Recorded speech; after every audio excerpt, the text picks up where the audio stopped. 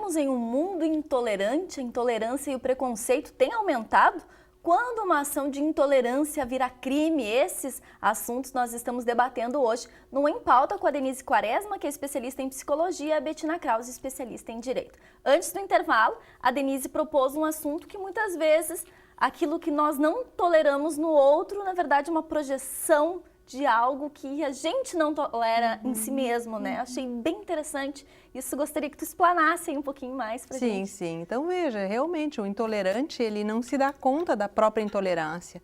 E para se sentir melhor, digamos assim, simplificadamente, ele projeta no outro a sua própria intolerância. Eu estava comentando no intervalo com a Bettina de uma discussão acadêmica, onde que a discussão era o aborto. E num dado momento, então, um aluno se posiciona veementemente e diz, olha, eu sou contra o aborto porque, para mim, as mulheres, quando vão ter sexo, têm que assumir as consequências, porque senão são tudo umas sem-vergonhas. E eu, epa, calma lá, essa é a tua posição pessoal? Sim, é minha posição pessoal, ok. Mas veja, essa discussão tu pode ter lá na tua casa, com os teus familiares. A ambiência acadêmica não suporta que tu diga isso num espaço onde tem tantas mulheres, né? E que bom, elas têm o direito sobre o próprio corpo. Então, tu tens que repensar um pouquinho o que é que tu estás dizendo. E essa pessoa, então, olha para mim e diz, mas tu é intolerante. Tu não suporta que eu duvide de ti, que eu discorde de ti. Tu é a dona da verdade. Foi um mecanismo de projeção, essa pessoa projetou em mim a sua intolerância, né? O quanto essa pessoa era intolerante em relação a essa temática, né? E assim em relação a todas as outras temáticas, porque o intolerante ele faz exatamente esse jogo projetivo, ele não se dá conta que a intolerância está nele e deposita no outro a sua própria intolerância, né? Então, tu é intolerante. O intolerante ele gosta muito de dizer uma frase, me deixa falar. Ele não escuta, ele tem um déficit auditivo, psicológico, digamos assim, né? Ele não escuta o outro. Ele que quer falar porque ele que sabe tudo, ele que entende tudo. E normalmente ele faz esse jogo projetivo. Tu é que... Aí eu passei por intolerante e ele não, né? O intolerante, a senhora falando, ele é o rei da verdade e ele tem essa dificuldade de autocrítica. Ele pode ele pode rever isso? O intolerante pode deixar de ser intolerante? Se ele tiver uma condição de sair daquilo que a gente chama de quase que uma inércia cognitiva, porque o maior problema do intolerante é isso, ele entra num processo de uma inércia cognitiva, ele não pensa mais, ele não reflete mais, ele não escuta a si mesmo, né? Muitas vezes é necessário uma intervenção psicoterapêutica, porque essa pessoa está tão surda a si mesma. Eu gosto de dizer que a natureza é sábia, nos deu 2 ouvidos e uma boca. E isso tem algum sentido, e eu sempre penso que um ouvido meu é para me escutar e o outro é para escutar o outro. Olha que bacana, né? Essa análise. E eu penso que o intolerante, ele tem os 2 ouvidos dele surdos para a sua escuta pessoal, absolutamente surdo. E ele fala demasiadamente. E escuta muito pouco a si mesmo, né? E é interessante como as pessoas se criticam pelo jeito de ser. Por exemplo, tu é ansiosa, tu fala demais, tu fala muito, como tu é tímido, por exemplo. Cada um tem o seu jeito de ser e a sua forma de se colocar no mundo. A gente tem que respeitar, são personalidades diferentes. Eu sou advogada há muitos anos, há 15 anos, e eu trabalho também com direito de família, além da área criminal. Já fiz muitos divórcios e é muito comum as mulheres falarem, ele não me entende, ele nunca me entendeu, ele não sabe o que se passa comigo, ele é egoísta, ele só pensa nele, porque a advogada é meio psicóloga também. E aí até que ponto o homem tem que ler os meus pensamentos, tem que adivinhar o que eu estou sentindo, quer dizer, e aí a gente se frustra, quer dizer, o outro não vai ser como a gente quer, não vai agir como a gente espera, então nós temos que nos dar conta de que realmente as pessoas têm criações diferentes, têm ânimos viventes, ou seja, modos de viver diferentes dos nossos. E que a gente tem que se complementar com isso. E que os nossos podem ofender o do outro. Porque a minha forma de agir pode não estar compatível com a do outro. Ou se completar também. Mas é necessária uma maturidade muito grande para poder compreender esse processo, de suportar a diferença do outro.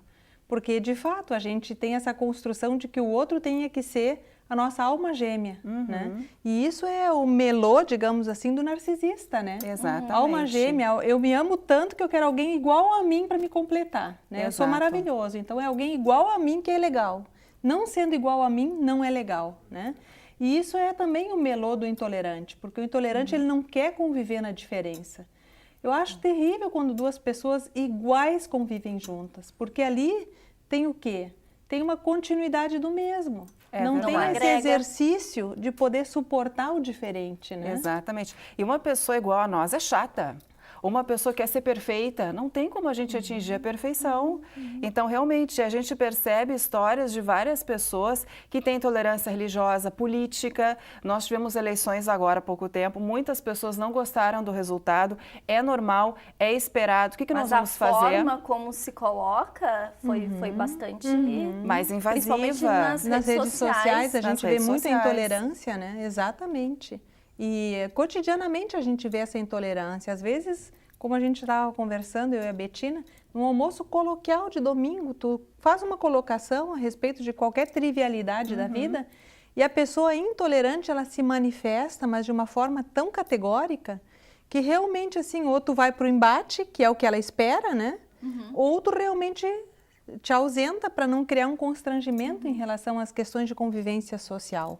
Porque o intolerante, ele realmente, assim, ele está sempre pronto para vender essa verdade universal, para esse embate, para não aceitar minimamente qualquer coisa que fuja daquilo que cerca a história da verdade que esse sujeito tem nas mãos, né? Naquela lenda da verdade, indo um pouquinho além, dizem também na lenda que quando a bola límpida e cristalina quebra e cada um pega um pedacinho da verdade na mão, aqueles micro farelinhos, as partículas da bola cristalina ficam no vento. E por isso, cada vez que vem um vento, a gente entra a verdade nos olhos e a gente acredita que a verdade é o que a gente vê. Né? E eu diria que a verdade é muito mais do que só o que a gente vê, do que a gente compreende, né? E o intolerante, ele tem a verdade irrefutável. Anteriormente, no início do programa, a senhora falava que a intolerância pode ser uma doença, ou pode gerar uma doença psicológica. Isso pode acontecer? Como que a gente observa isso, né? Que características eu posso observar que é mais do que um simples comportamento? Sim, na medida em que a pessoa ela reitere um comportamento repetidamente, isso, sem sombra de dúvidas, pode gerar uma patologia na pessoa, né? Na medida em que a pessoa também ela se torne, digamos assim, extremamente superegóica em relação ao outro, que ela tem um superego extremamente rígido, ao ponto de não suportar nenhuma diferença, né? Ela consigo mesma é extremamente rígida e rígida em relação ao outro, né? Então ela não suporta minimamente nenhum deslizamento, porque entre o 8 e o 80 tem o 60, tem o 40, tem o 50. Para essas pessoas, não, só tem o 8 e o 80. E elas não suportam minimamente toda essa gama de outras verdades que existem e que não são não verdades. Eu gosto muito do Mário Quintana, ele sempre diz que a mentira é a verdade que deixou de acontecer. E para essas pessoas intolerantes, não existe isso. É isto ou não é nada. Elas não suportam o que não seja o que elas acreditam, né? E o intolerante, ele sofre? Eu penso que ele sofre sobretudo de solidão, porque é terrível conviver com uma pessoa intolerante. Ela é dogmática, ela é dona de verdades universais e deve sofrer de muita solidão, porque lá pelas tantas, realmente as pessoas vão ter que se afastar dessa pessoa, porque ninguém suporta conviver com essas pessoas o tempo todo. E o que um ato de... Eu não estou deixando... A professora Betina falar, não sei se queria complementar. Não, eu estava aqui pensando que existem pessoas que são vampiros emocionais, a gente chega perto e já são repelentes, justamente porque não sabem dialogar. E a gente pensa, puxa vida, mas será que não tem algum transtorno de personalidade para se impor dessa forma, para não dialogar? Realmente. E também a questão da significação, por exemplo. Se a gente pensar num baile funk e uma mulher for chamada de cachorra, talvez para ela seja um grande elogio. Agora, se a gente disser para uma mulher, ai, tu tá gorda, ou como tu tá horrorosa, que cabelo, isso pode gerar nela um sentimento de frustração e dependendo também, por exemplo, se ela for uma adolescente, até o suicídio. Então, a intolerância, ela pode impactar muito na esfera dos direitos de personalidade de uma pessoa, dependendo da autoestima que ela tem, como a Denise falou muito bem. Era exatamente mais ou menos isso que eu ia perguntar. Eu perguntei se o intolerante sofre e a pessoa que é atingida sofre muito mais que o Muito intolerante, mais. muitíssimo mais, porque como o intolerante normalmente ele é acrítico, ele não se dá conta nem do que é que está acontecendo no processo dele. Apenas ele está satisfeito por ele ser o dono da verdade, digamos assim. E a pessoa que sofre a intolerância, ela sim, ela é minada cotidianamente nessa autoestima, né? A gente vê a questão do dano moral também muito em cima disso, né? Do quanto as intolerâncias não suportam minimamente as diferenças, né? Inclusive, eu tive um cliente agora há pouco tempo no escritório, ele tem 68 anos e ele foi chamado pela vizinha de velho broxa. Depois eu descobri que ele era perdidamente apaixonado por essa mulher e nós tivemos uma audiência no Poder Judiciário para enfrentar isso. Então, para ele repercutiu muito negativamente, porque ele tinha um sentimento. Talvez se fosse para outro homem, não seria nada. ou se fosse outra mulher Ou falando outra mulher, isso para ele, para não... ele também, exatamente. Então depende de como se vai significar, do quanto se vai sofrer com isso, de quanto isso vai gerar um prejuízo realmente para essa pessoa que ama e que não é amada, não é correspondida e não tolera isso. E eu penso que isso que a Bettina traz é muito pertinente. A questão da intolerância, ela não tem um limite, justamente porque ela atinge muito mais a parte emocional do sujeito.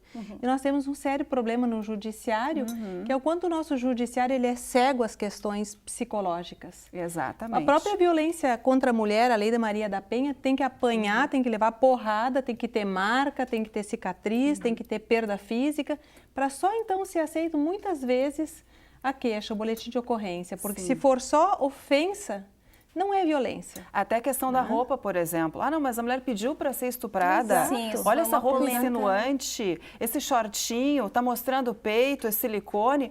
Mas é o corpo da mulher, se ela quiser mostrar, se ela não tem pudores, se ela está bem, está liberada, o que for, é o corpo dela, é a individualidade dela.